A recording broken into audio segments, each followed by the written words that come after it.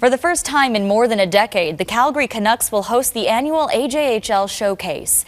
Every AJ team will be in Calgary this September to play 2 regular season games at the recently renovated Max Bell Centre.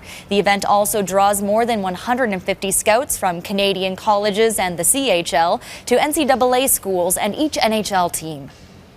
It helps in all aspects for us, from recruiting to promoting our current players.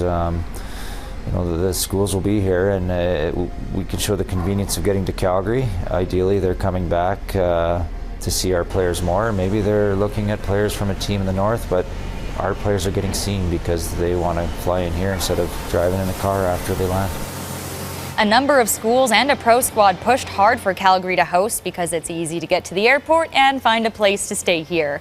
The showcase schedule and ticket information will be released in June. For now, playoffs are right around the corner and the Canucks are locked in. The first of their final 2 regular season home games goes Tuesday night against Drumheller.